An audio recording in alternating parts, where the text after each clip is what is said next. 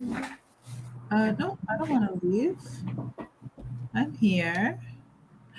Hi. Okay, let's see here. Go live.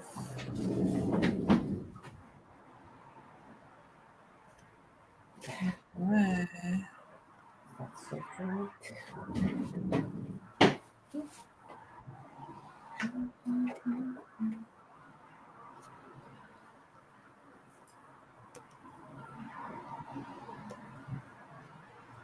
Okay,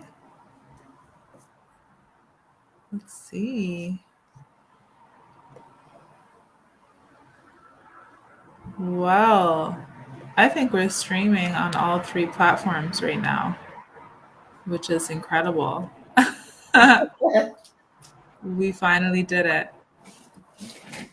I'm just testing. Wonderful. Yes, see us on Facebook. We're a bit delayed, but we are there. Um, and we're even on YouTube. Ah, Wow.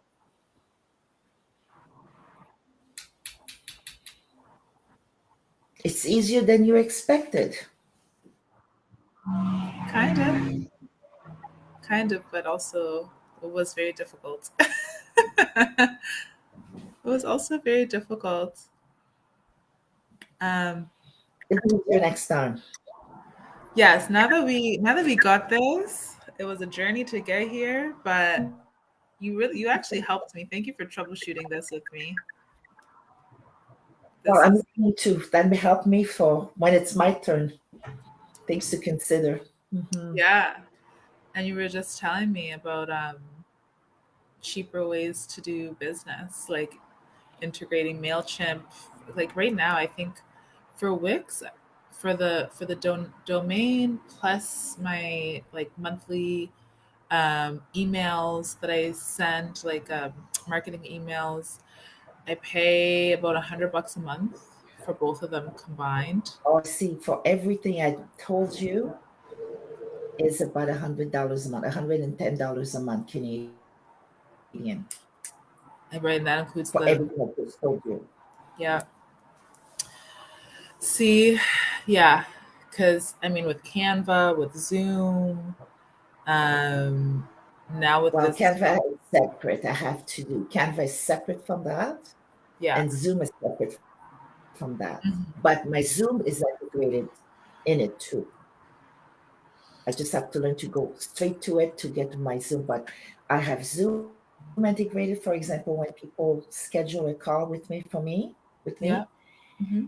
it's integrated with my Zoom calendar. So it notifies me on Zoom and it puts it on my calendar and into Okay. um, my email reminder on the hub. So I get an email telling me somebody has signed up for a call. It's in my Okay. Zoom, gives them a link. I don't have to do it. It's all automated. Well, that's really handy. So That's it super saves me handy. time doing the manual thing because before people would send me a message, I will send them the link. No, if I give them the link to my scheduler, Yeah. it does it all. Yeah. I find a lot of people are using Calendly right now. I got Um, rid of my Calendly. it I integrates don't with yeah. No, that's a really good tip because I use Square. So Square is what I use for booking do payments. appointments, yeah, for payments, for sending forms. With the free version, you can't really send like I do like a lot of intake forms, health history forms for massage therapy and Reiki, like consent forms. Um, I mean, I yeah, think my mom now takes Square. I think it does take Square. I had a Square account with my Mary Kay business, hmm but then I switched to Stripe when I started my coaching business because I don't know okay, why. Everybody told me to go with Stripe, and anyway, it was already one of the payment methods on the hub. But I think now they take Square as well, so it's integrated. So if you were on the hub, your scheduler is there. okay. Everything is If there. it's connected to your calendar, yeah, you Mhm. integrate everything. So, and then you have, once you integrate everything, you have, for example, I set up my schedule, my work schedule, which Okay. connected to my Yep. calendar. So it shows where I am free for individuals to schedule a call. We can talk Okay. about it, but it's just made it a lot simpler for me who's not techie. Everything's in one place. I'm gonna And have I have the audio. Yeah, I'm gonna have to come to you to show me how to integrate all of this into one space because having the multiple platforms, I do like Wix.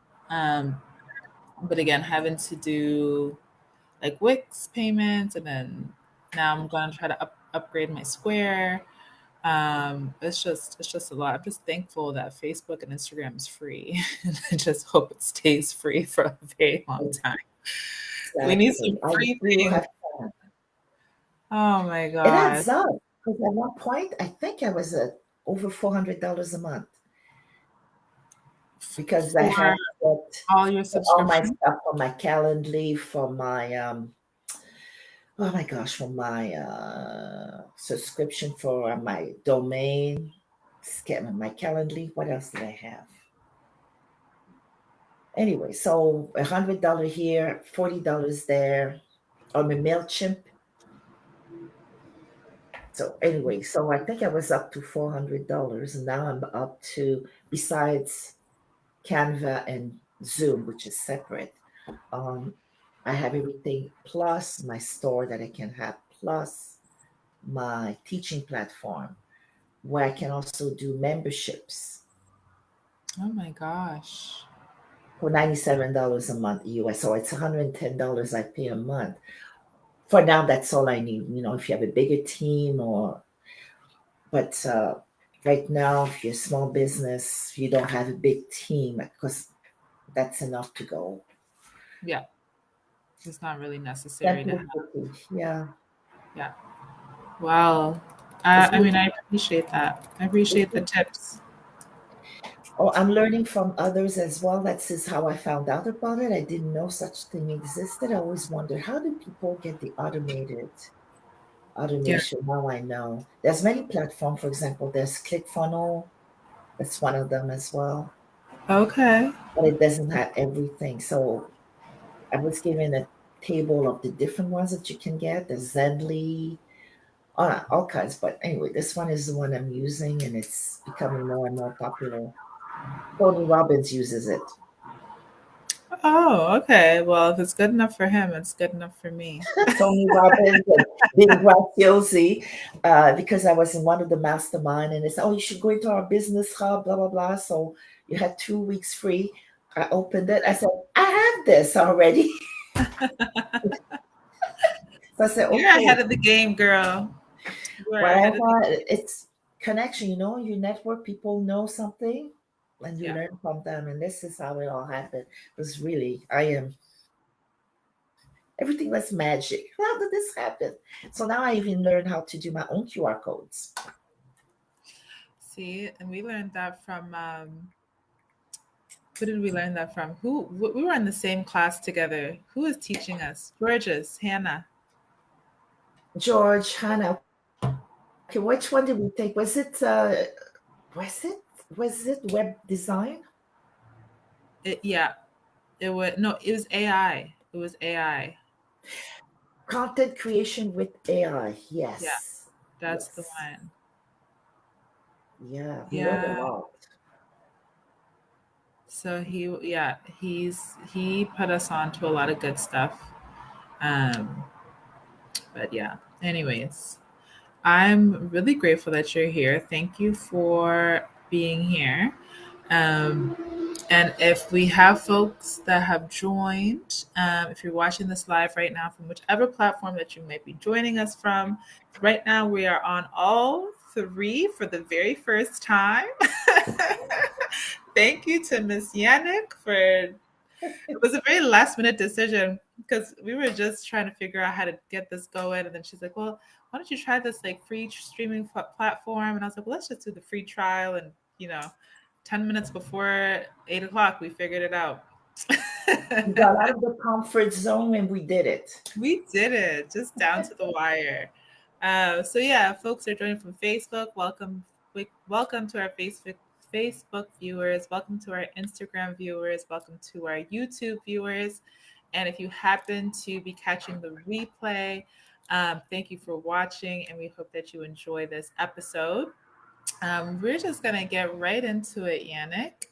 Um, I'm going to do a brief reminder of why we're here. So, we are doing an 8 week um, Reclaim Your Life summer series, right? Because in a world that constantly demands so much of our time and our attention and resources, it's incredibly easy for us to get lost in the shuffle, right? It's really easy for us to get stressed and burnt out and overwhelmed, but it doesn't have to be that way. Like we're struggling with our mental health, we're struggling to just keep it together. And that's why I wanted to create this series where we're focused on reclaiming our lives, particularly in the summer months. We have such short summer months here that are available in Nova Scotia. And a lot of us have spent the winters just hibernating in depression, or just indoors and just in our heads. And now it's summer, and we want to start these healthy, mindful practices that will take us beyond the summer months into the rest of the year and into the rest of our lives. And so that's our mission, to help you reclaim your life so that you can come out and be vibrant and really enjoy the life that you're living. And today we have Yanick Séïde, who is helping us to do that. And she is helping us through tonight's episode, which we have titled Reclaim Your Life Through Finding Your Purpose. And so, a little background about Yanick. So, I'm going to read this bio about Yanick. She's a two-time best-selling author, international keynote speaker, certified master coach, a mentor, and the founder of Chrysalis Women Empowerment. With a professional background spanning adult education, language training, human resources, leadership, and learning and development, Yanick brings deep expertise and lived experience to her work. She is known for guiding midlife women through bold career and life reinventions with clarity, confidence, and purpose. Yes, because we are in it right now. She's also a certified trauma tapping technique practitioner, integrating this gentle and effective method into her coaching to support women in releasing emotional blocks and moving forward with greater ease and resilience. Whether she's speaking on international stages, mentoring future educators, or guiding clients, Yanick is deeply committed to helping women reclaim their voice, reignite their potential, and design fulfilling next chapters on their own terms. That just makes me excited. That just makes me so excited.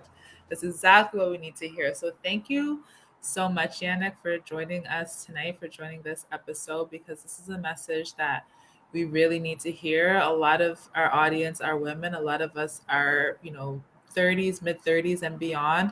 So we are kind of, it feels like in a midlife crisis. Like we're trying to figure out, like, this is what we've gained. This is what we've built based on a lot of um, expectations and ideologies from society and how we were raised and expectations.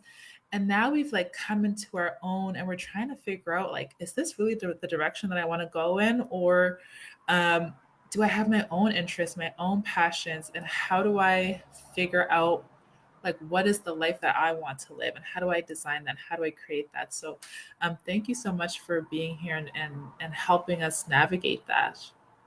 Well, thank you for the opportunity for me to be here, and I'm looking forward to um, share my experiences, because a lot of what I'm going to talk about is through what I've lived Mm-hmm. myself, Mm-hmm.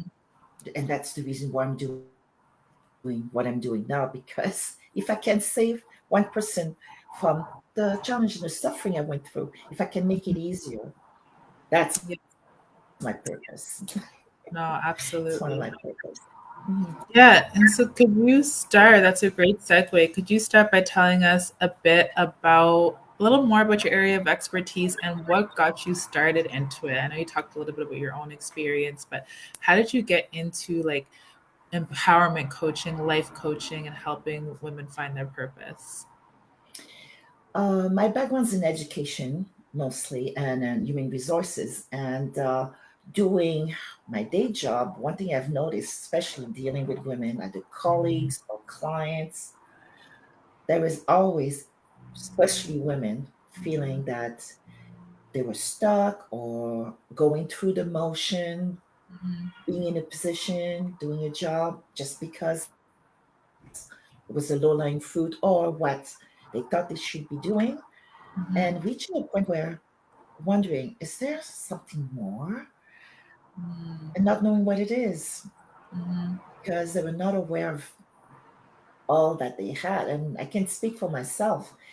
Um, for most generation and for mine, and hopefully some of the younger, even 40 years old, might have had this kind of upbringing, expectations. mhm. Do you remember when we were at school, depending on how well you did in a subject, the guidance counselor would tell you, this is the field you should go into. The word should, and that word Mm, brings a sense of obligation. And then we mm, had our parents.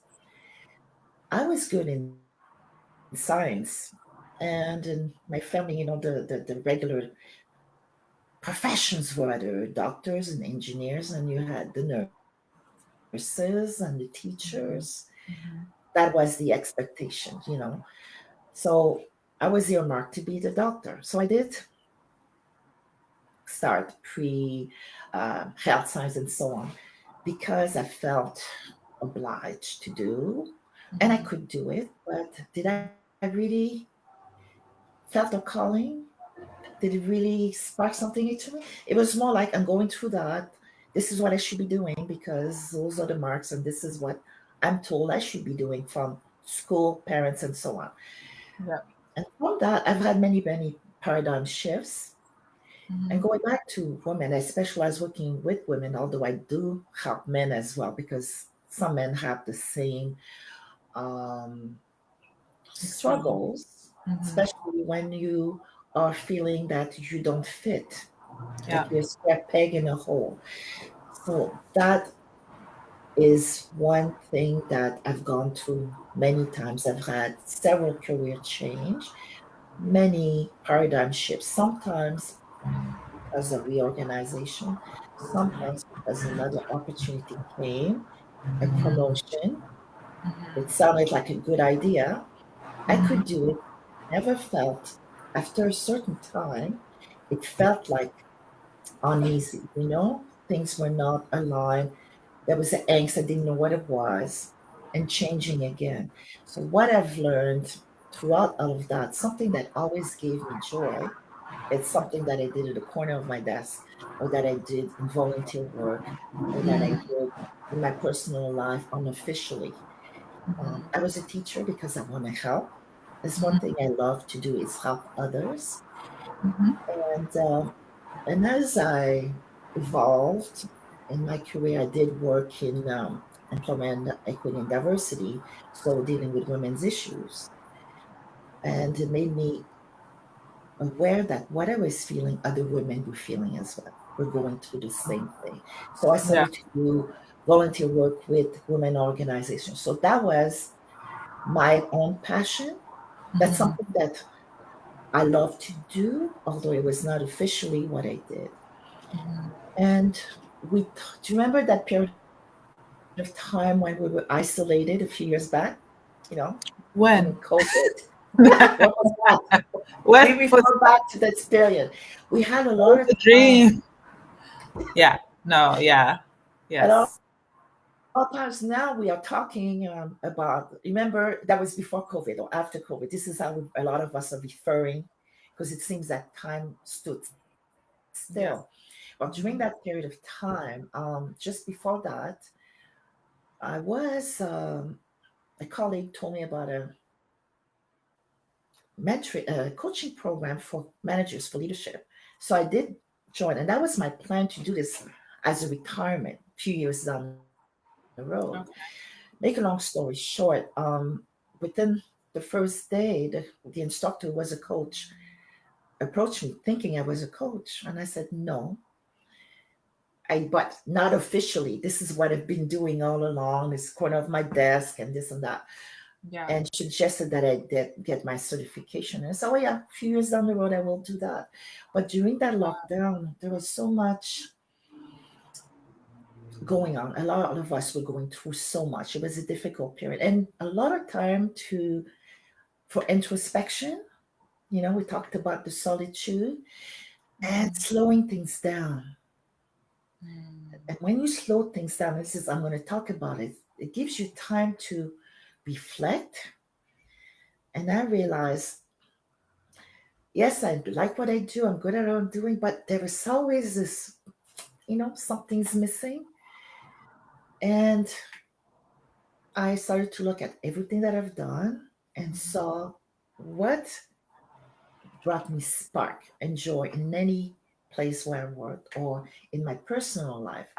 And this is how I decided to launch my coaching business. Mm-hmm. That's how it all. This is the reason why I started it, and the reason also that the name of my company is called Chrysalis, Mm-hmm.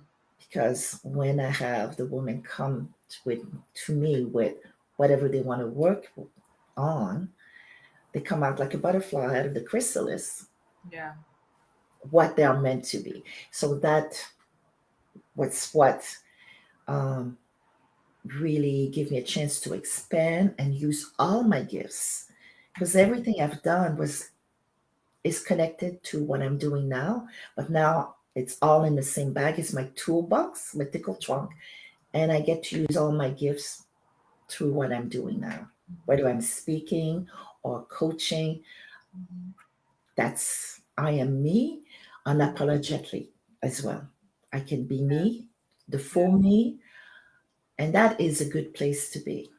And everybody should, no, I shouldn't say should, everybody has the potential to be in a place where they can be themselves.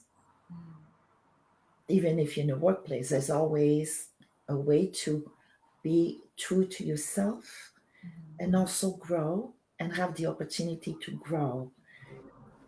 Well, with I think that's a really important point is that we all have the potential. And I think that's what causes a lot of disruption internally and a lot of unrest internally because oftentimes what happens is we're torn between okay, this is safe, this is comfortable, this is, paying my bills, this is steady, this is stable, this is reliable, dependable versus okay, this is what I actually enjoy, but it's such a risk, and there's so much that I could lose, following this path, and I've experienced it personally. I left a very secure job to start a business a few years ago, and you know uh, opened up a commercial space, had a bunch of staff, and I was so like, this is it, this is the dream, this is the vision, and I took a lot of risk, and I suffered financially. My family suffered, my relationship suffered. There was so many. I created so many liabilities for the people that I love because I was chasing a dream, and so there's a lot of weighing of like, okay, I have to be an adult, and there's people that I'm responsible for, and I have this like burning desire to help people and make an impact and support people and connect with people in this different way. um, and so I know you kind of shared your story a little bit about like being in that phase of like, okay, like maybe I don't enjoy this work that I'm doing, but like I'm good at it. um and then like you just didn't feel like aligned with it, and then you felt, so, like discomfort, uncomfortable feelings, and then you started, your hobbies were things that brought you joy. What would you say, like how would one know um, if they are in alignment versus if they're not in alignment? Like, what are a few examples that maybe folks can take like inventory on, if this, like if the path that I'm on is for me or if it's not for me? Like, what would be the signs for each journey or each experience? Well, the signs, and I talk about it a lot. One of the first signs that hindsight is 2020. If I unpack, first dreading going to work. Mm, You work all week. At Friday, you crash and burn, have a weekend, and Sunday comes. It's like anxiety. anxiety comes. You Yeah. dread coming to work. With me, I would get actually sick to my stomach. Like I could feel Nausea. nausea. Yeah. Yes. And I Visceral could feel response. the pulse. Mm-hmm. That's one thing. Or you're at work and you feel unheard and not seen. Yeah. You have something to share that you can bring to the organization, and the organization is not receptive to what you have to offer. So Mm. that's a sign that um, You're you not in have the right something to offer place. where you could expand, Yeah. but no growth. And then there's resentment. And then you start, depending on where you are, self doubting, or maybe I'm asking too much. Like you start questioning yourself. Yeah. That's one thing I've noticed. That it is a sign if, or like if you have abilities that you enjoy using and that you could integrate in your work somehow, Mm-hmm. but are unable to do this. For example, there's somebody I know, one of my clients working with me, she discovered what was missing Mm-hmm. in the discussion is something that she enjoyed doing, Mm-hmm. and realized it was not the work that she did not like. It's just that part of her could not expand. And I said, Yeah. well, why don't you talk to your manager, see if there's any task or projects it could give you so you could use those gifts. Mm-hmm. If you're in a receptive workplace, if it's possible, that's an option. But that until then, she just felt very frustrated and angry. Mm-hmm. When you Mm-hmm. cannot express yourself, when you cannot be yourself, if you cannot be authentic, Mm-hmm. we're not saying authentic just at home. You Mm-hmm. have a workplace, we spend a third of our life at work. Why would anybody think that they had to go and perform Mm-hmm. and not be themselves? Mm-hmm. A lot Mm-hmm. of times, in order to fit in, Mm-hmm. you have to kind of dim your light. Mm-hmm. That's a sign. If you find that Mm-hmm. you're dimming your light or that you're holding back Mm-hmm. for fear of non acceptance or whatever, if you feel like you cannot be you, that's not a line. And the most important thing I would say, if this is not met, it doesn't matter what you do, whether it's your personal life or professional life, or we all have core values. Mm-hmm. It's called core. We say we need to have a strong core for our body. If we don't have a good core, everything else is wobbly. We need Mm-hmm. a strong core. We have our core values. Your core values are what you stand for. That's the essence of who you are, your beliefs. So if you're in a situation where it goes against your core values, Mm-hmm. it creates discomfort, it creates angst, Yes. and it can bring stress. And we know Yes. what stress does to the body. And when I Yeah. say core values, it's not a grocery list, Mm-hmm. maybe three, four, five. It's a short, Mm-hmm. it's a core, it's what you stand for. The Yeah. rest adding on, but and Mm-hmm. knowing your core values is very important because you'd be surprised how many people don't know Yeah. that Oh, core yeah. value. Hmm. They're not aware. They have it, but they're not aware of it. And when Yeah. they're not respected, that's when they feel unease. So that is an exercise to do with yourself. What are your non-negotiables, Yeah. basically? Hmm. It's not a big Yeah. list. And when we don't know our core values, and it could be innocent, it might be because we've been so disconnected from ourselves, or other people's values have been put on us, and then we end up like betraying ourselves over and over and over again because we keep putting ourselves in situations or relationships or environments that go against what we actually believe and what we actually, you know, what we actually love or what we actually despise, and we just end up putting ourselves in harmful situations. And I want to go back a little bit to, those environments, work environments, or relationships, or school environments, whatever, where you're not feeling heard, or your ideas are not being valued, or your voice is being silenced. You and I talked about this privately, but I've been watching a lot of videos lately, and just like this entire pandemic epidemic of women, particularly Black women, that are in corporate places, or different type of workplaces, and they end up going from pet to threat. This term, pet to threat, where it's, you're driven and you're outgoing and you're, such a high achiever, and when you come on, people love that, and they're like, yeah, let's, pal things onto her, let's, get her to do all these things, and she's excelling so much. But then you then become a threat because you're excelling so much, excelling so fast, and then that's when you start noticing the pushback, that's when you start noticing the silencing, and that's when you start noticing that people are starting to be threatened by your drive and your ambition and your ability to accomplish things at a certain level, or your likability, or the fact that you enter rooms and people like your ideas and people like your presence, and people get threatened by it. And I'm there's it's really um, growing so much as women, particularly Black women, are climbing the ladder and becoming more and more successful.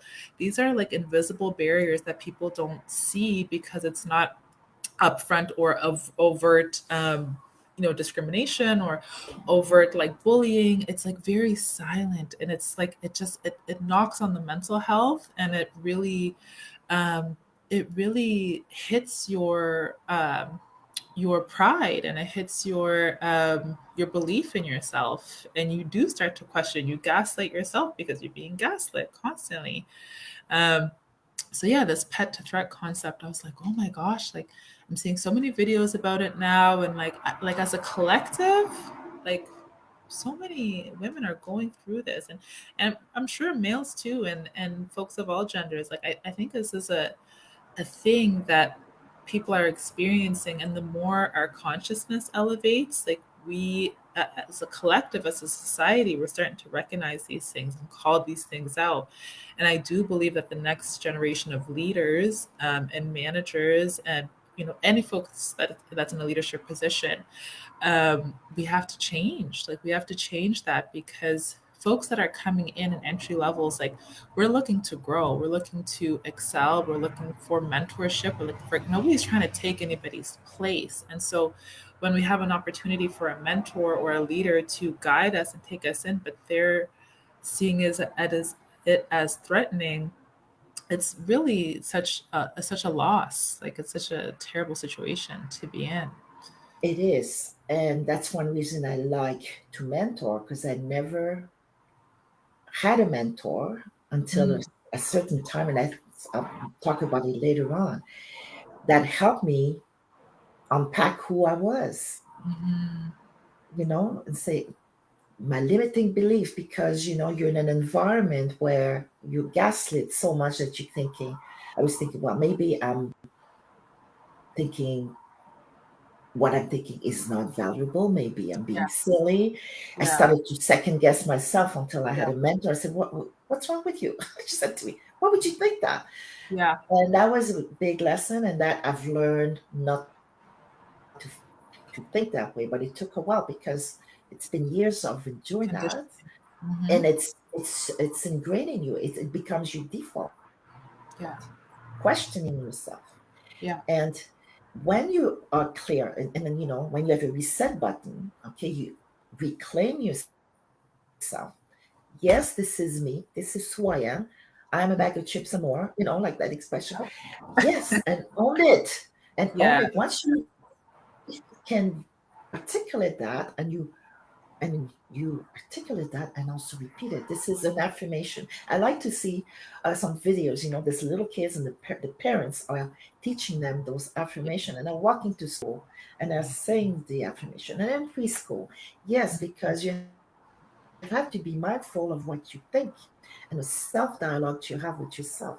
The expression you Yeah. think about, you bring about what you think about. Yeah. Yes, a subconscious mind. You got to be careful what you think, because your subconscious mind Yeah. will work with conscious mind to make it happen. So if you Yeah. tell yourself, I'm not good at something, or Mm. whatever, well, you will really manifest that, because your Yeah. subconscious mind believes it, and then the conscious mind is the one who's going to make it happen. Yeah. So the self dialogue is very, very important, and to have the Yes. right Yes. mindset. And that is a big part of what the work that I work with, because if the mindset is unhealthy, everything else comes with it. So you have to be clear on who you are, what are your core values, and Mm-hmm. from that, you set healthy boundaries Mm-hmm. and honor your boundaries. Mm-hmm. We say we have boundaries, and I've been guilty of that before. Now, I will, for example, this is my time, and no matter what, I will do, this will be my time. And then things happen. Oh, well, you just let it go. Yeah. And it was a question of survival. You talk about mental health. My Yeah. husband passed. We were separated, but he passed a few days before Christmas, and I had three kids, three teenagers. Oh wow. And I Sorry had to. no family here. I was alone anyway. Yeah. And I had to take some time off work in order to deal with the holidays and the kids, and Mm-hmm. what do I do? And we were separated, but he's still the father of my kids, and all of that, right? And then I was consumed with all of that, everybody else but me. And my massage therapist could see that I was there, and I was a mess. Anyway, we had a talk. She said, when did you take care of yourself? I said, I don't have time. She said, well, if you don't take time for yourself, you don't take care of number one, you're no good to anybody. And Yeah. that's very hard, because I That was the part. only one standing. Mm-hmm. So I have a cute story. So I said to my kids, I would have a nice bubble bath, and I have my candles, the light off, and soft music in the tub. No kids, no pet, close the door. I had an ensuite. And I told my kids, between 9 and 10, it's mommy's time. You don't come to my room Yeah. if the door is closed. If Mm-hmm. it's ajar, yes. And one day I was going out, and I walked in, and I closed the door, and I heard, oh shoot, she closed the door. They were trying to come up, She's and serious. they may have to wait an hour because I had shut the door. That was my Right. boundary. They respected that. Although they were Mm-hmm. teenagers, they respected that. I said, if it's an emergency, call 911. They'll Mm-hmm. be faster than you. That's the way I presented it. Yeah. Looking back, hindsight, that was my boundaries, and my children respected that. Right. But more importantly, I honored those boundaries, because if I had said, okay, come on in, they would have Mm-hmm. never learned. And from that point, I always have a time, a me time. I make a point in having time to decompress, to regroup, or meditate, just to recenter myself. Yeah. Because we are on a hamster wheel. Yep. Yep. Life, it's so easy, especially with this society, to be in a hamster wheel. Yep. And then you try to get off, and if you don't take care of yourself, you're in a wheel, you don't win. don't slow it down, you just go bounce and hit yourself and hurt yourself. That's the analogy I make. So Yeah. we have to be conscious that we need time to recharge ourselves, to clear our Mhm. mind. Because if we are in a chaotic state all the time, Yeah. how can we advocate for ourselves? Yeah. How can we move forward in a direction that's right for us if we're in Mhm. constant chaos? So we have to slow things down Yeah. and clear the chaos. Yeah. And I say this all the time, the boundaries that we need to set are not always with other people. Sometimes it's with ourselves. Sometimes we have to be clear in terms of this is what I'm not going to allow myself to do. This is what I'm going to make time to ensure that I do. These are the things that I'm not going to allow myself to tolerate or consume or whatever the case is. It's not always about the boundaries that we set with others. Like we do have to create boundaries for ourselves as well to protect ourselves and to ensure that we're operating in a place that is aligned with our values and that we are trusting and listening to our intuition. Um, Yes. yeah, no, that's a wonderful story. My kids know too. I'm very, when it's time for me to relax, it's time for me to relax. Like you guys need to figure your stuff out. You're fed, you're clothed, there's a roof over your head. And kids just are naturally more attached to mommy, I feel like. And there's I give them a lot of nurturing, a lot of affection, but when it's time for me to take care of myself or to focus on some things, like they know. Like they know that this is the time. Exactly. Because if you don't, and when the person said to me, if you're not taking care of yourself, you won't be good any good to your children. And I went, no, I have to be all. Yeah. So honoring, it's you can have the boundaries, but you have to honor them. And only you can honor Absolutely. them. Yeah. And also when we look and if you don't take care of yourself, it affects you. You become more Irritable. active. Yes. Reactive. Yes. And even my pets, I can of one thing when I was in that bad state and chaotic, I mean, I have pets and they were staying away from me because the energy I Yes. emanated was negative. Yeah. I find even the kids pick up on it. They become like more whiny or, they become more reactive or like more emotional outbursts because, I need to regulate myself or I'm kind of in a chaotic mind state. So, like the way that people, like, especially my kids, the way that they respond to me, I'm like, okay, you're reflecting back to me the way that I've probably been acting lately. So let me check myself and get this house back in order, this physical house and also my internal house, because we set the tone. Like we set the tone. Like I find I set the tone for the house. I set the tone for my day. I set the tone for any environment that I'm in. I can either participate in the chaos or I can remove myself from the chaos, right? Like I always have that choice. And so it's like, what tone do I want to set for this day, for this moment, for this situation? Um, and you said this earlier, like it's a piece around like owning it. Like, I'm choosing, I'm choosing to be in a joyful state, and I'm choosing to not partake in just the chaos of this thing or this relationship or this conversation or this drama. Like I'm Mhm. removing myself. It's so true. And talking about the chaos, women, I say we are the jugglers. We have all these balls that we juggle in the air, right? And we look at Yeah. our mothers and our grandmothers. A lot of them was more, you keep the peace, you just do it and you don't complain. Um, it seems like Yes. suffering was a rite of passage, you emulate Yes. that. Yeah. So Yeah. in the workplace, but I think it's changing a little bit, but like I was talking to someone, burnout is not a badge of honor. Mm. The Suffering. workaholic, this needs to Yes. stop. Yeah.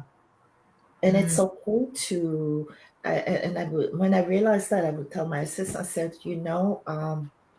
this is a time that I expect you to be at work, Mm. but you just manage your time. Unless it's an emergency, it can wait till tomorrow because it's so easy to get into that wheel of staying in overdoing Yeah. it. Yeah. But there's a price that we pay. Mm-hmm. There's a price that we pay, whether it's on mental health, also physical health, because it all ends up being stress. And the Mm-hmm. stress affects our health physically. Mm-hmm. It manifests differently in different persons. Mm-hmm. And if we have sustained stress for too long, we know Mm-hmm. that it will trigger critical illnesses. Yes. Yeah. But physically, besides the mental health, but physically. And Mm-hmm. I can attest to that because I went through this myself until I slowed it down and started to take care of myself and Yeah. owning and that I had realized what my core values were. They were there, but doing the work, I realized, well, I know why I'm feeling this angst. It's Mm-hmm. because this is the situation I'm facing and I can no longer deal with this. So either I Yeah. resolve it or I have to leave. Yeah.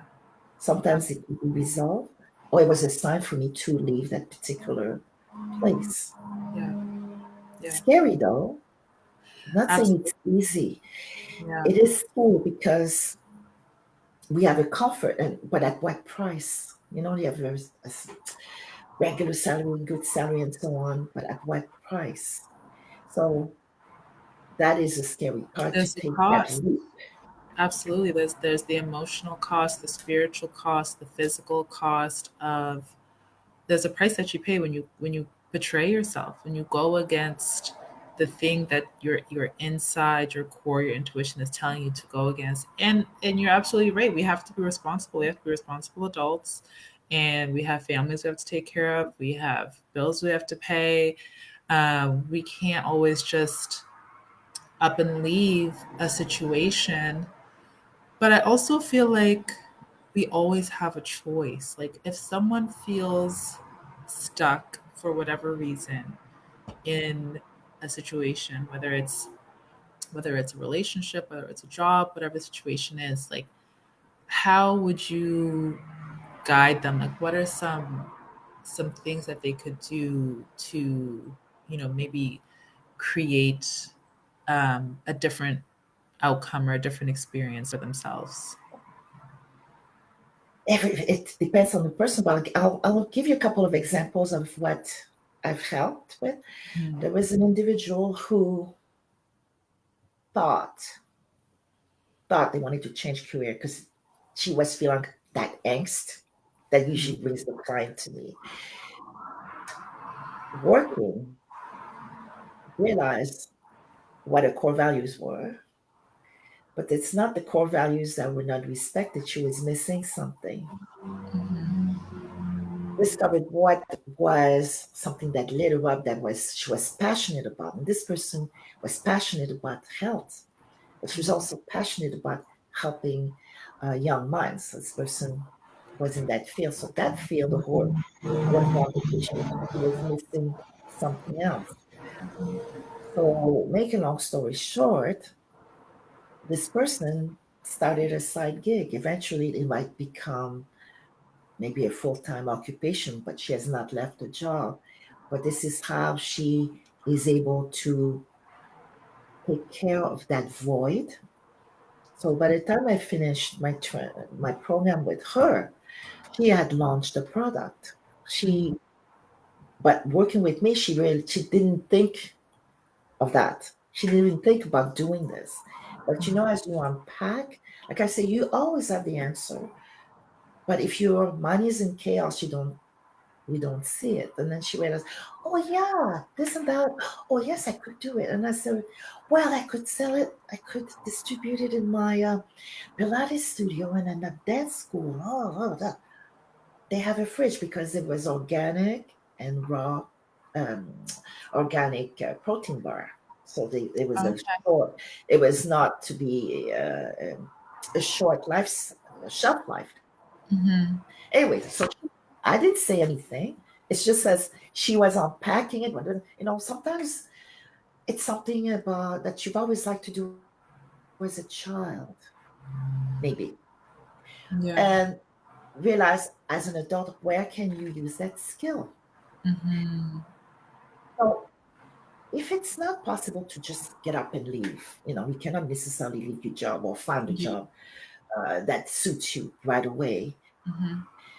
If you can bring something into life that will bring some happiness, or where you feel that that part of you is being nurtured, Yeah. it's giving you that extra energy to find a way to get up. Because if you're down, and I've been there too, you're in in a place where you're very unhappy and it's breaking you. So Yeah. you're losing energy and don't have the will to try anything. You feel like you're stuck. A lot of Mm-hmm. people stay in that stage. It's just, there's nothing I can do. I've been doing this forever. I don't know. I'm just going to stay for whatever. I have to pay my bills.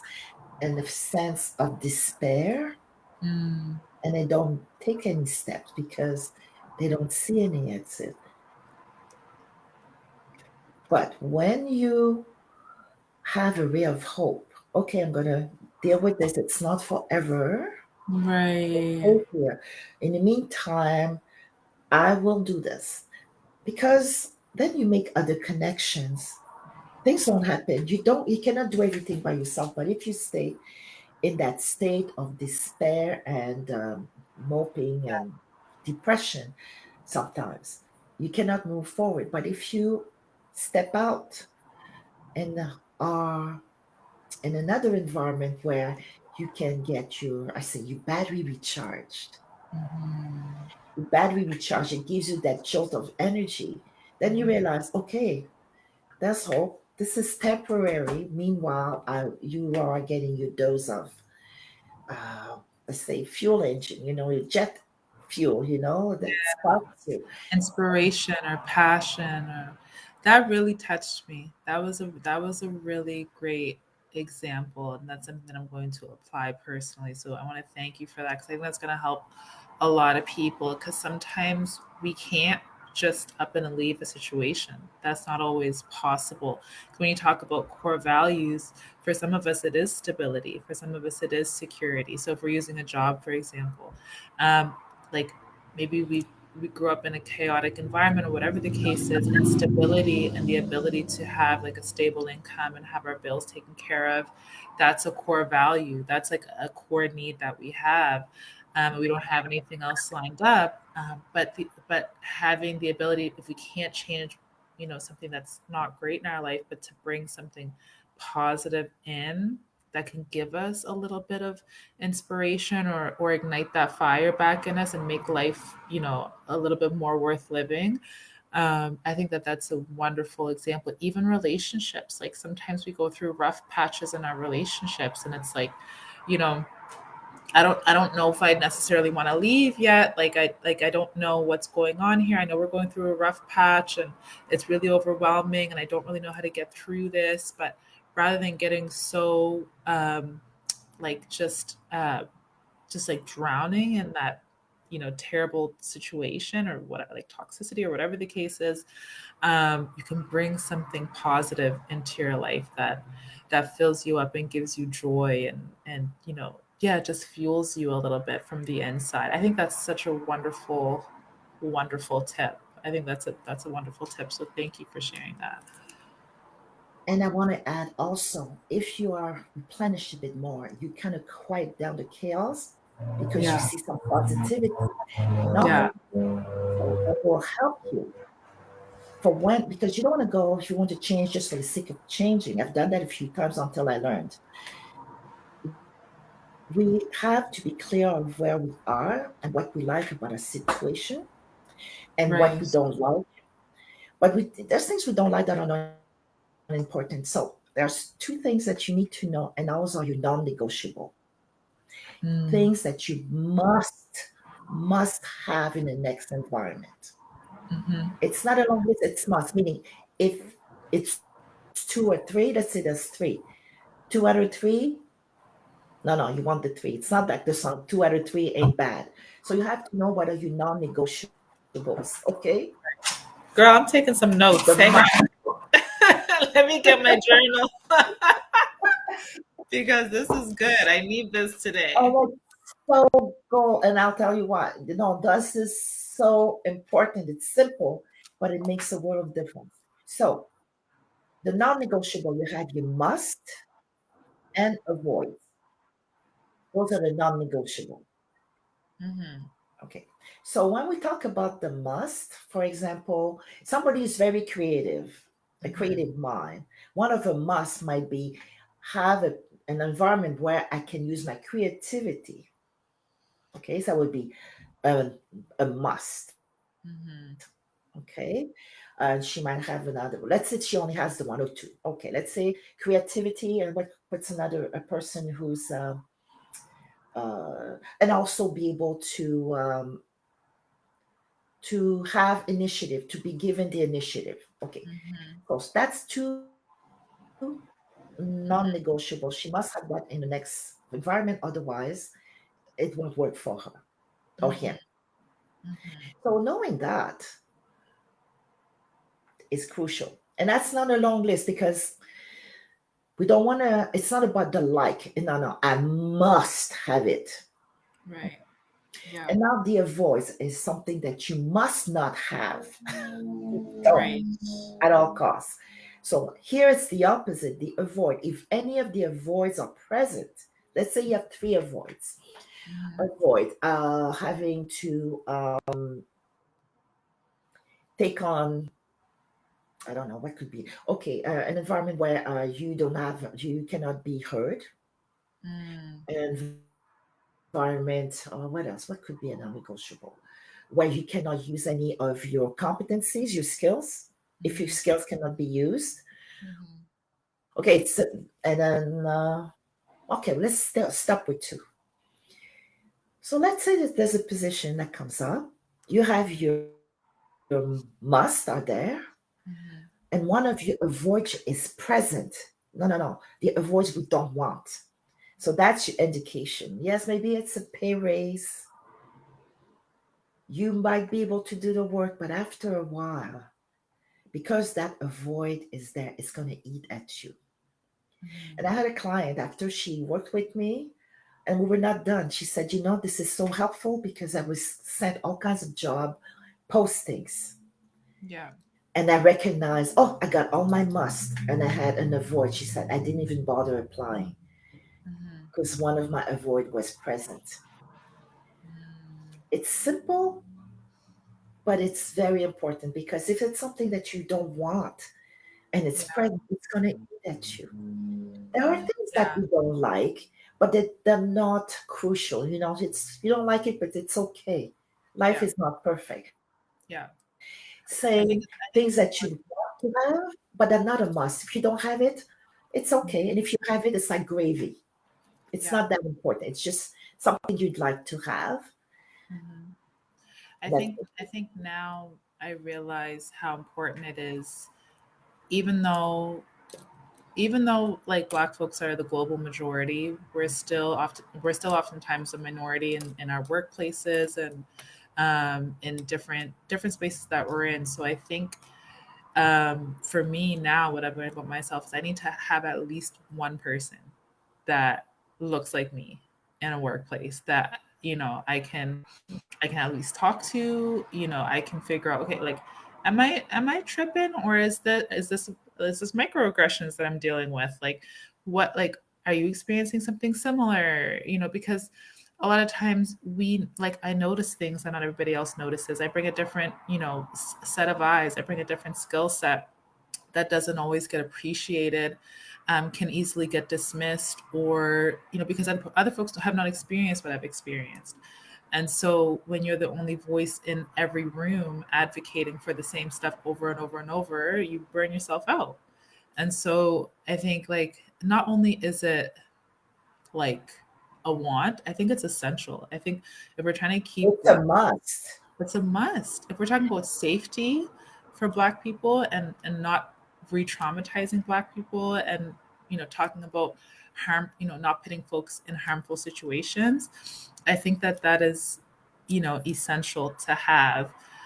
Um, yeah, that's I think for me now, like, having been in workplaces where not only am I the minority, but I'm a minority dealing with a lot of, EDIA files, and I'm constantly the only voice advocating for stuff. Like, you get so burnt out to the fact that you just stop advocating because you're like, okay, I keep hitting a wall, keep hitting a wall, keep hitting a wall.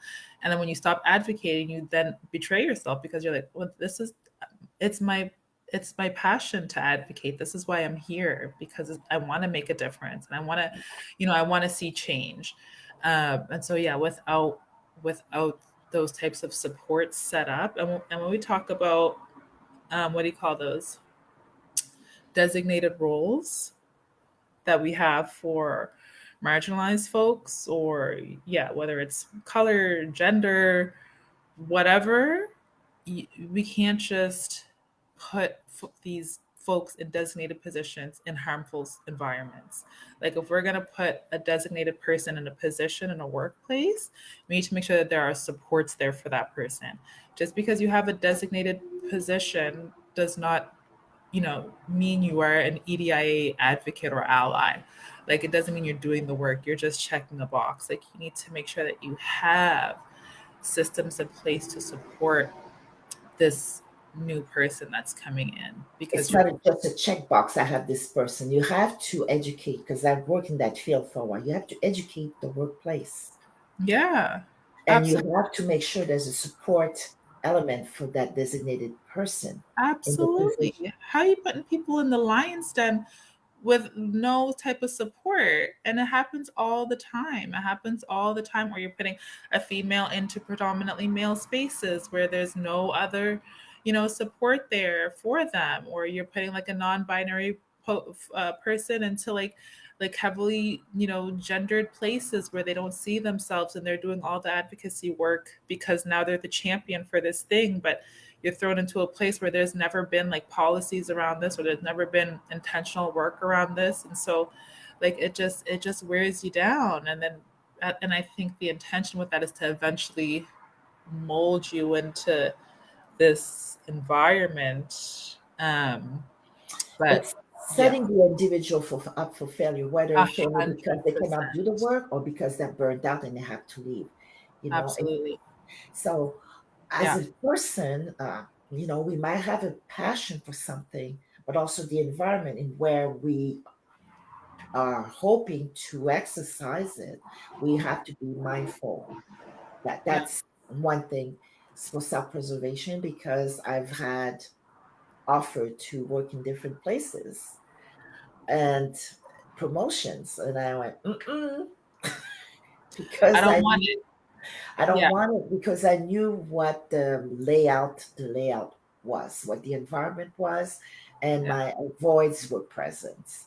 yeah, no, Or I one of my musts were not there. And I said, no, that's not, well, you'd be so good at that. No, but it's more. So once we are clear on that, it's a lot easier to be discerning. We become more discerning. And yeah, another thing, it's one of the quote from Einstein.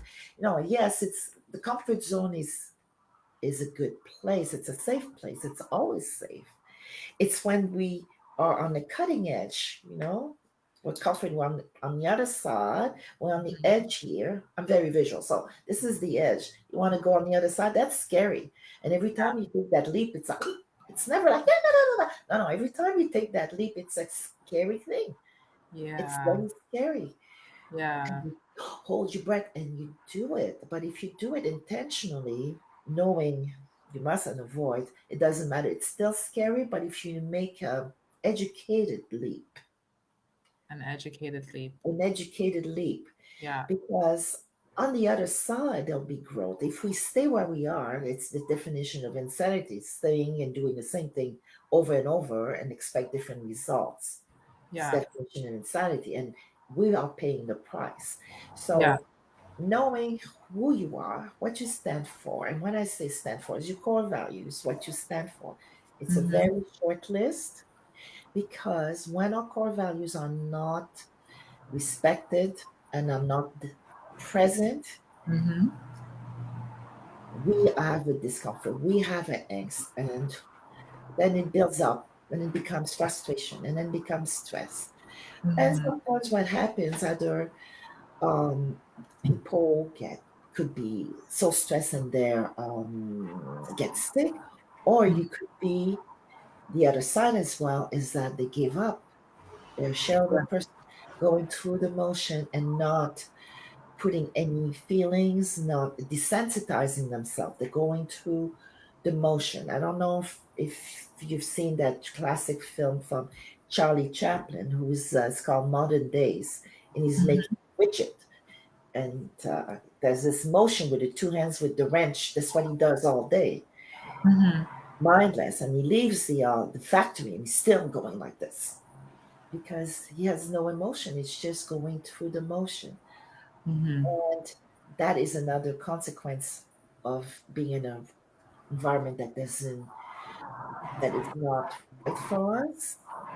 The other aspect of it is that people get detached. Yeah. And then that also it bleeds into your personal life as well. You know, if you find that you have to kind of distance yourself and detach yourself, there's a piece of you that is fading away. Mm-hmm. Yeah. Well, No, absolutely. yeah. Absolutely. And if anybody, I'm just checking into Instagram and to Facebook right now. If anybody has any questions or is enjoying the conversation, please feel free to send us reactions. Send us any questions in the comment box. We have a few moments left here with Yannick, um, and I just wanted to ask you just before anybody else pops up, but feel free to comment and say whatever you guys want to say.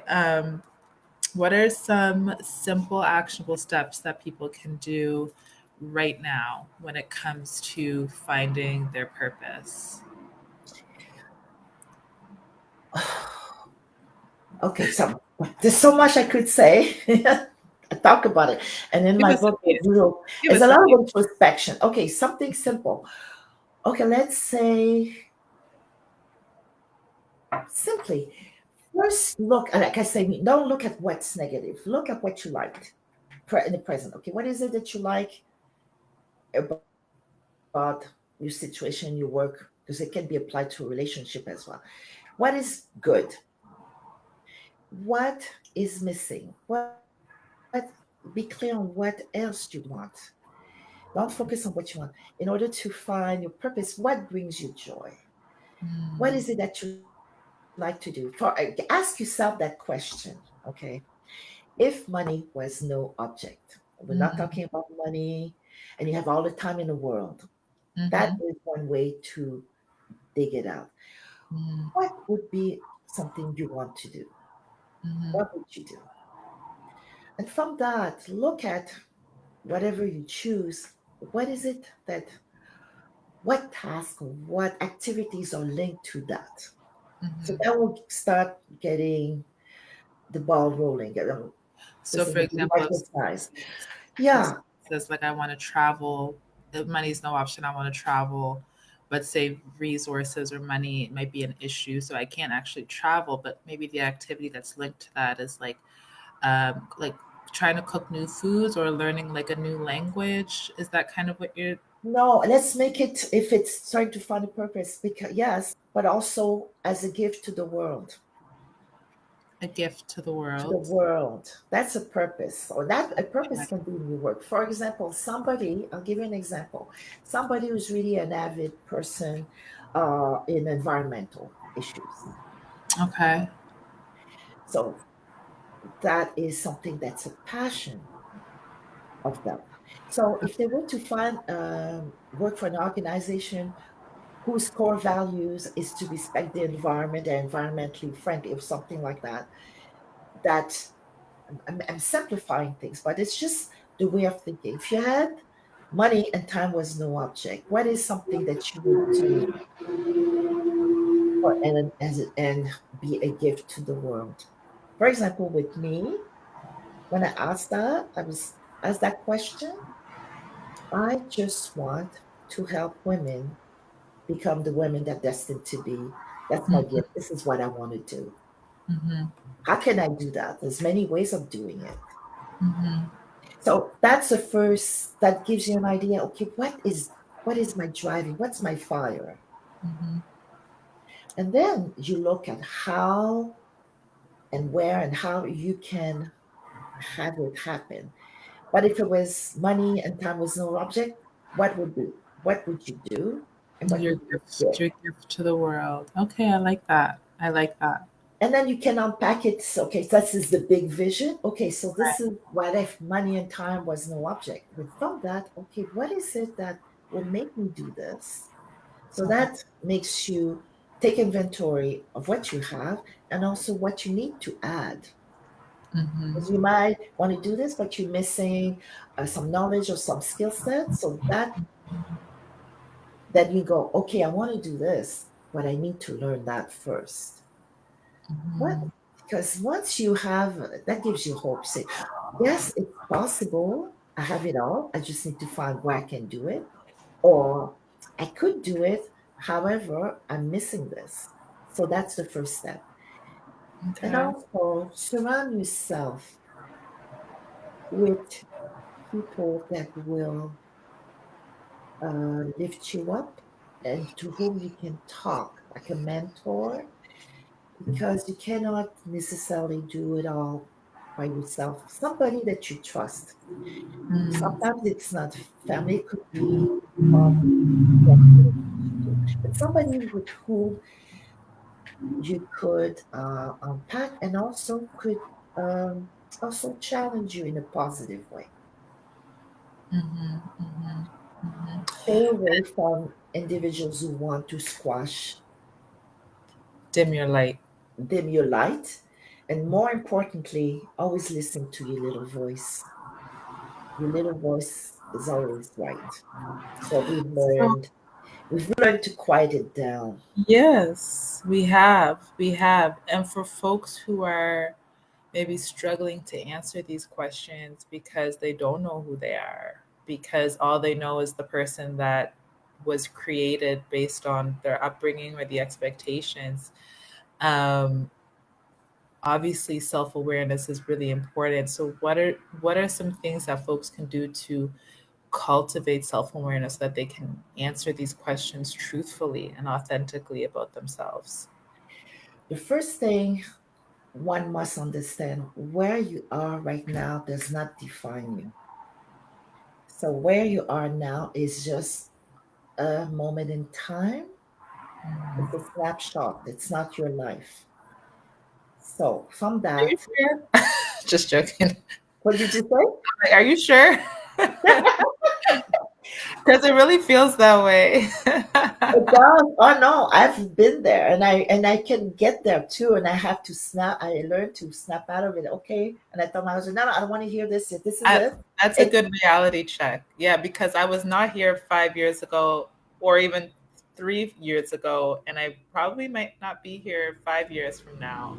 So it's just a little snapshot of my entire life. That is really good perspective. No, I really like that.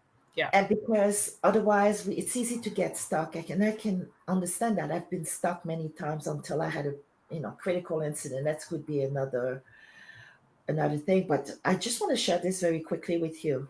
Yeah. Um, there was an assignment program, and because I there was downsizing, and I was working, I was put half time anyway. So I applied for that assignment program. Never heard anything for over a year, and then I got a call to say I had an assignment. Turns out I was one of the person running the program, which was an assignment program, developmental program for Black and Indigenous peoples to access developmental assignments so they could grow and be able to apply to other positions. So anyway, there was one workshop and everybody, all the participants and the program managers were attending and I was there as well because I was a project officer. And we were in a room and we were given a piece of paper and asked to write our name at the top of the page. Done this many, Yeah. many times. And then we were asked to write something about us, about ourselves. What are we good at? What's something that defines us? And I Right. couldn't think of anything. It took me forever to write something. I still don't know what I wrote. It was like very like a couple of sentences. And then we were told to give our sheet of paper to the next person, and everybody was going to write about you to each other's page. Well, Mm. I just had this moment of panic. I still remember I could feel my pulse in my temples, sweating. Anyway, I got my sheet back. I was afraid to look. And Oh. still, my hand was shaking. Anyway, Oh. so I had, let's say, courage to look down, and then I started to read. People were writing paragraphs, and then I Oh. could feel the tears. Oh. And I'm going, yes, yes, it's me. Others Oh. saw this in me, and I had minimized myself over the Mhm. years. I never forgot that exercise, and I owned it. I said, yes, I'm all that, and there's more to come because I will grow. Yeah. That was a pivotal moment. Mm. And so don't underestimate yourself. Sit down, take the time to write down what are you good at, what you like to do, even if it's a hobby. What do you like to do? What are you good at? And unpack what is it, what activities are linked to that. Mhm. Mhm. That's empowering, even if it's not something you're going to use right away. But when you look at what are your accomplishments, it Yeah. doesn't have to be big. Oh, I built a go kart when I was a kid. Well, that's an accomplishment. What skills did you use to do that? Yeah. So go back, sometimes just going back to your childhood wonder, to go back there when we had no boundaries, no fear, we just did. Yeah. Yeah. That, that's one thing that is very, because it might give you some insight about yourself, because Mhm. the child is pure, the child is all packed. And a lot of us, I remember, we're told, don't do this and don't do that. Don't ask so many questions. I was always told, you ask too many questions, but I'm inquisitive. And now it's okay. That's how I am now. But I've learned not to ask questions over the years. Wow. So Yeah. it's, And that, yeah, so no introspection. Take time for yourself. yeah. Spend Journal. time by yourself. Yeah. No, that was when you were sharing your story about what everybody wrote for you, it reminded me of when I was in college and we did the same activity. I still have my binder where all of my classmates wrote how they saw me on the binder. And it was like I still have the binder and I reference it often, but it's like, really calm, able, like very resilient, like able to like talk to anybody, like really unfazed, like unbothered and like relaxed. And I was like, okay, this is interesting because like I didn't feel that way. Like internally, I felt like my life was just chaos. I felt like I had nothing figured out. I felt like, I was like antisocial. I felt like I was like awkward and weird. So like I think everyone should have an opportunity to at least one time have people that are good people or people that know you write what they think about you. We did it for one of my friends' birthdays one year, where all of her friends, we all wrote something that we love about her, how we see her. We put it in a jar and we gave it to her. So anytime she's feeling like down or a little hard on herself, she could open that jar and just be reminded of like how we see her. And I think that, yeah, that's a great reminder, a great Yes, activity. so true, so true. Have a jar. Like it's what I say, surround yourself. It does not to be a whole bunch of people. Mm, Surround yourself with individuals who you can trust, who can be honest with you, tell you what they see in you, and also be truthfully honest and tell you, make you accountable as well. You yeah, know, someone in the those are precious individuals to have in your life yeah, because yeah, they care about you, and they will be happy to help you move forward and where you want to go. yeah, But people that you admire for sure. mhm, Someone in the comments says that's my current situation. I minimize myself, and this girl it's so wild who's saying this because I just view her as so accomplished and so successful, and like I want to be where she's at. Like it's so interesting how we view ourselves compared to how others view us. We're always our worst critic. We're always so hard on ourselves. We always minimize ourselves. We minimize ourselves and we focus on the negative, because with me, I couldn't think of anything positive. I could think of all my shortcomings, all that was wrong, all that wasn't good enough, Yeah, because absolutely. that's how I was raised. You have 96%. Where's the other 4%? So with me, my default is finding fault with me. And a Mm, lot of us are like that. yeah. And not focusing. Okay, for example, if you, let's say there's a failure, don't see it as a failure. Oh, it's a learning moment. Yeah. Reframing things. Life is not perfect, but if we focus on where we trip and stumble, and Mhm. if it's all of our focus, it's really difficult to move forward because Yeah. we are paralyzed by fear, Yeah. Yeah. and we want to stay in our comfort zone. And we're not meant to stay in our comfort zone. Like a ship is not meant to, a ship is safe ashore. It's always safe ashore, but that's not what it's meant to do. Neither Agreed. of us. Agreed. We we are a living thing, a living being, and Yeah. we evolve and grow. Yeah. Yeah. Another comment says your circle is very important, which is true. The people that you keep around, are they people that you admire or are they people that you've outgrown? Maybe they were there for a certain season, but you've grown and you've developed, and now you're trying to bring people along, but they're not growing at the same pace as you, or they're not, maybe they're starting to judge you on the things that you don't do anymore that you used to do, or things that you're doing now that you never used to do. So And yeah. that's okay. That's okay. Yeah. I use that analogy. We have different relationships. Let's take a tree. We have little leaves, and Mhm. they fly away. And then we have branches that's stronger, but sometimes when the weight of the snow or wind, they might snap. Mhm. And then you have the roots. So your friends who are your roots, they're there for a long period of time. They're resilient. And it's not um, a great number of them.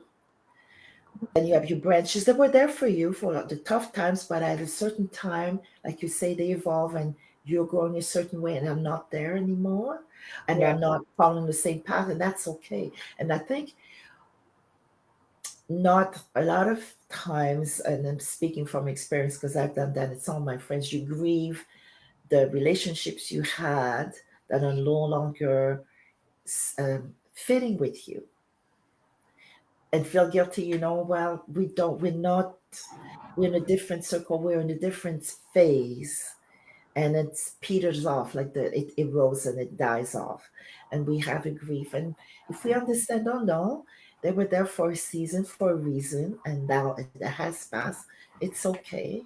Other ones will come. So it's another sometimes when we have relationships that peter off, sometimes we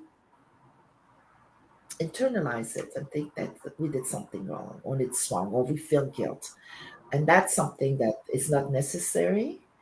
Yeah. If it peters off and it takes its course, that's Mhm. what it's called. It takes its course, and that's okay. It's a normal part of life. Yeah, that grieving Don't process. hang on to it for the sake of it. Yeah. Yeah. Yeah. Yeah. No, that's a really good point. And so you mentioned like to cultivate like self-awareness, like surrounding ourselves with good people, but spending time alone. Um, yeah. To quiet down the chaos. Quiet down. And I find now that I practice it, and sometimes I need 15 minutes. I need to quiet things down, Yeah. because you don't want to be ruled by chaos, because we know Mhm. what happens. It's called chaos for a reason. We Yeah. need to rein it in. We need to quiet it down. And it doesn't have to be a long period of time, but time with yourself is important. It's part of your self care. Taking time for yourself, quiet time is part of your self care. And self care is not a luxury, it's a necessity. If you don't Yeah. take care of number one, nobody will. And number Yeah. two, Yeah. and it will affect everything in your life. Absolutely. No, that's true. So, what excites you about helping people find their purpose? Well, it's when that aha moment comes, when you could see it because they have a totally different, just the way they speak, from my experience when I work, there is a spark. Mhm. Even if they know what they're doing, it might be difficult, but the purpose is what drives them. For example, I'll give you another analogy. Building a cathedral takes centuries. Okay, it takes 4 or 5 centuries to build a cathedral, and you talk to a stone cutter and say, "What do you do?" Or I cut stone, and you talk to another one who will say, "I am building a cathedral." Mm. That's because the second one knows his purpose.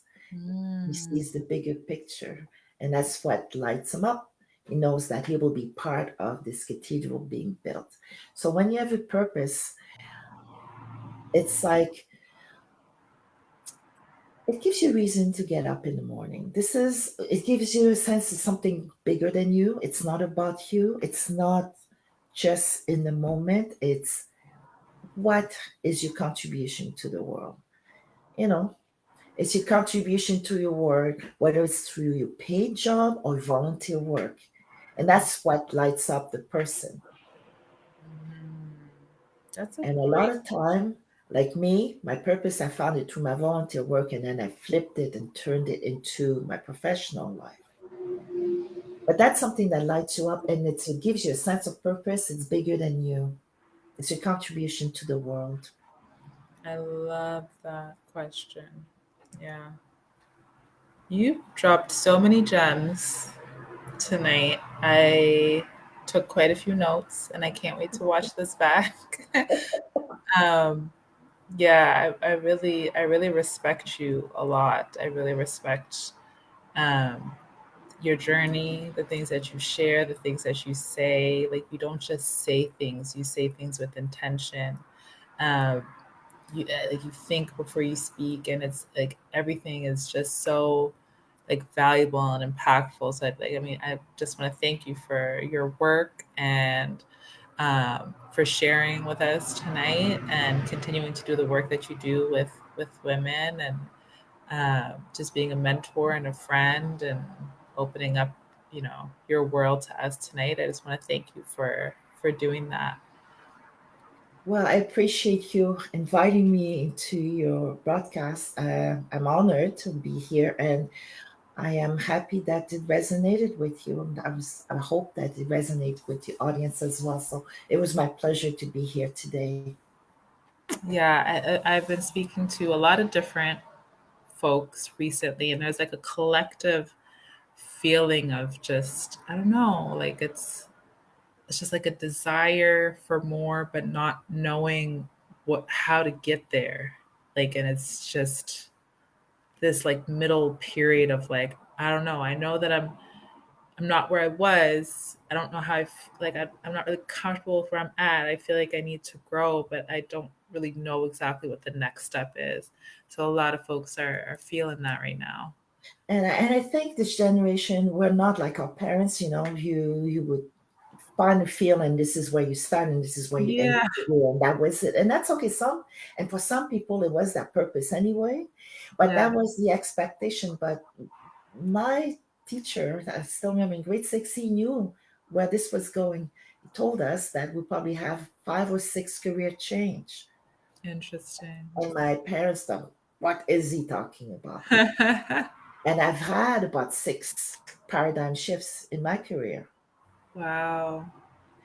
because we have a totally different mindset and we're Mhm. not settling for going through the motion. But a lot of times, okay, you finish college or community college and get a, you get your career and you go, go, go. And Yeah. then after a while, you don't realize you're growing. Sometimes people grow, they don't know they've grown, they just know they don't fit and they don't know what else they can do because it's not taught.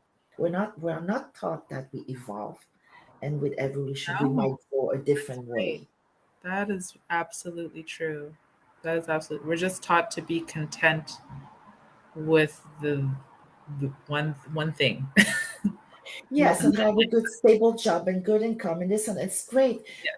But that's not something that was in paradigm in our previous generation to pass it down to us. Now we are living it because things have changed, Mm, and we want to advocate more for ourselves versus our parents. They went with the grind and then they put up with things, because the result is that they would get mhm, stability and a pension and so on. But we want more out of life. mhm. However, we're not taught how to mitigate all that, and then we get stuck. What can I do? I've been doing this too long. I cannot take the risk. Yeah. That is definite, and that's why I do what I do because I thought it was just me, but when I saw other people and I was helping them, and I said, okay, this is especially women, because we juggle so many balls. Which one do you let go? Do you let go any balls that you're Mm, juggling up in the air in order to find fulfillment? Because we feel guilty seeking fulfillment, personal fulfillment. That's the other, especially for women, that is something that's ingrained in us, even though sometimes it's subconsciously, but society kind of um, perpetuates that. Although we say, no, no, women can do everything, but no, there's still expectations that makes you take a step back going, I'm not too sure. So, and women now are trying to overcome that, but how is what's so difficult to do because yeah. they don't know how. We are not taught how. Yeah. That's true. We're not taught how. We're not taught that evolution is normal and change is normal. Like you said, that we evolve and we can change life paths at different times as we grow. That's why we need a coach. That's why we need folks like you to remind us and empower us to do this. And before I let you go, I know we've gone way over. This conversation was really good. One last thing. What is one piece of advice that you would give to folks in who want to reclaim their life? Reclaim their life. It's their life, first of all. So, as I mentioned, you do not live according to other people's expectations. You have to be true to yourself. That's the most important thing. You need to be true to yourself because it's your life and there's only one of you. There's only one of you and you are enough. So love yourself, know who you are, and don't dim your light. Yeah, I love That that. is Yeah, don't dim your light. Yep. No, that's wonderful. Again, thank you so much. Um, if folks want to get in touch with you, whether on social media or for personal coaching, how can we find you? You can find me on LinkedIn and Facebook under my name, Yanick Séïde. Also through my website, chrysaliswomenempowerment.ca. Mhm. And my email is Yanick, Yanick, at chrysaliswomenempowerment.ca. Perfect. Awesome. Thank you so much. And for folks Thank who you. tuned in and asked questions, thank you for watching. If you're catching the replay, we really hope that you enjoyed this episode.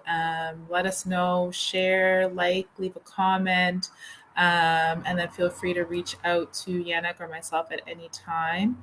And I hope that you all enjoyed this episode tonight. Thank you so much. Folks in the comments are saying thank you, Yanick. We really appreciated your time here tonight. So thank you once again. And I hope everyone has a wonderful night. Thank you for having me. Good night. Good night.